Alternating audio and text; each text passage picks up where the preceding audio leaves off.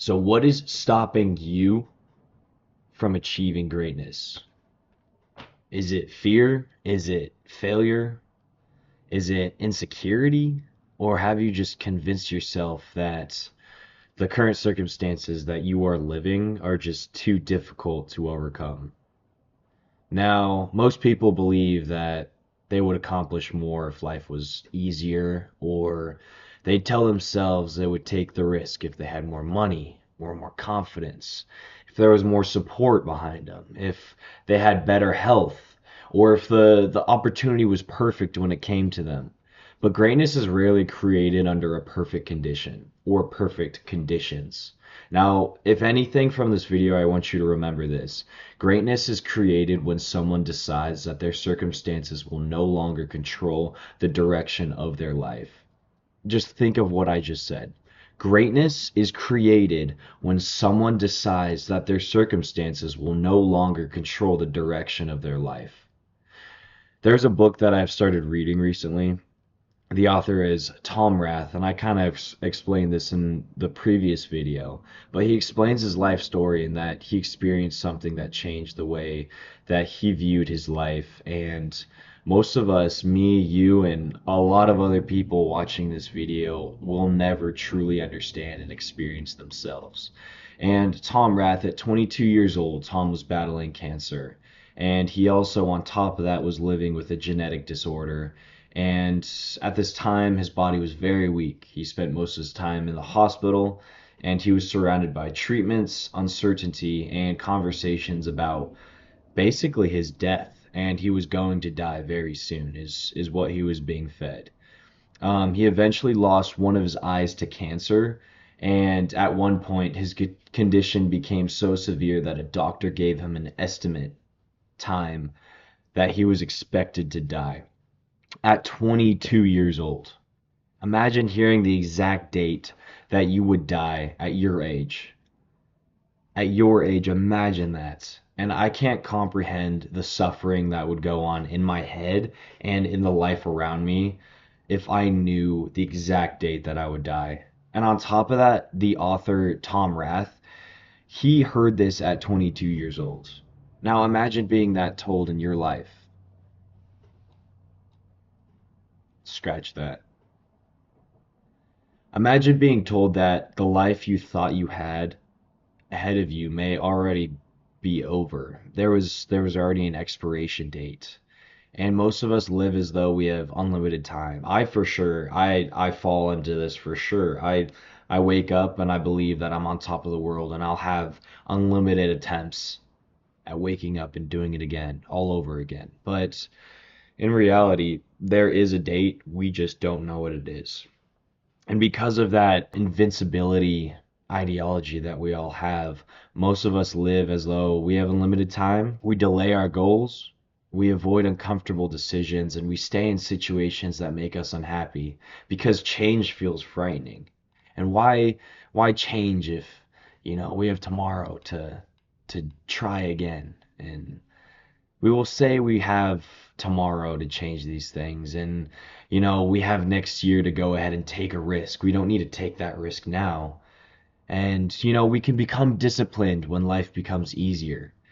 And with all of those things that I just said in mind, if someone were to give you a date that you would die, I know for certain that I would change my trajectory and the experiences in my life completely in a different direction.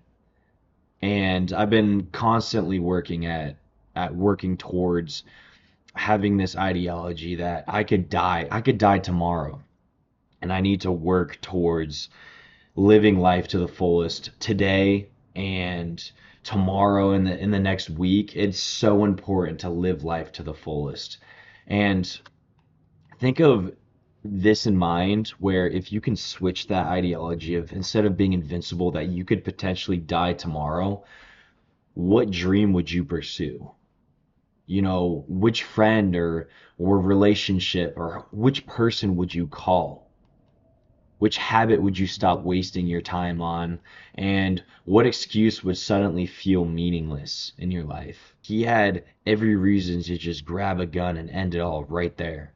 He was battling cancer. He was battling this genetic disorder. He lost one of his eyes, and who knows, in his body, he probably had some other things that happened that he didn't write down in this book. He had experienced weakness, depression, uncertainty, and the possibility of death at an age that most people only begin to understand who they are.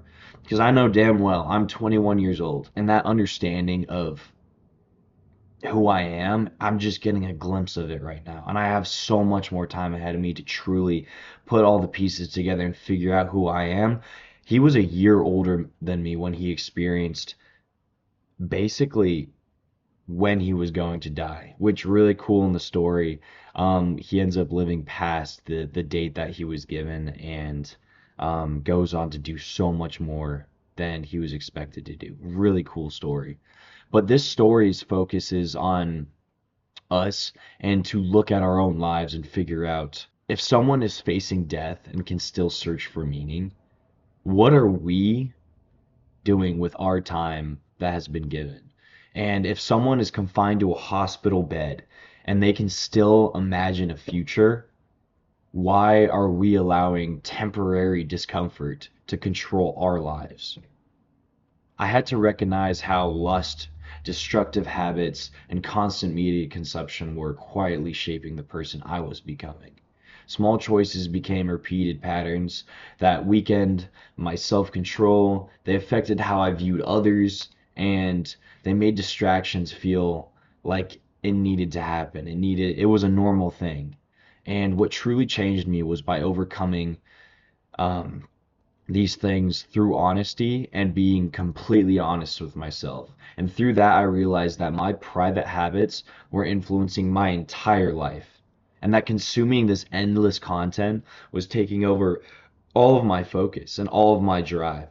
After an hour of scrolling, I didn't even know that I was scrolling until like after I snapped out of this subconscious state, and I would just feel worthless and weak, and my brain was all fogged up. I'd have this massive brain fog build up after these scroll sessions, and all of it would take away my focus and the independent way of thinking. And that in itself was a cage. I was stuck in this cage. And it may not be these physical bars that I see in front of my face, but it was it was there. It was there for sure. And a person can appear free while still being controlled by these things that I've dealt with. Lust, distraction, comparison, all this entertainment. It's this constant stimulation. And you guys, I know for sure that you guys are dealing with some of these as well. And this cage becomes even more dangerous when you do not realize you're inside of it.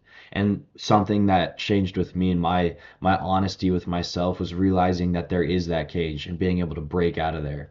And I want to make this video so you guys can think about this as well as the main question. But breaking free required me to become proactive. You cannot be passive in your life. You need to be proactive. I had to stop treating life as something that was simply just happening to me.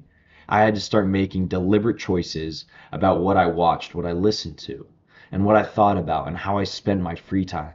And not my free time, but my work time as well. And being proactive changed me for the better in so many ways. And I really, really want you guys to take away be proactive in your life.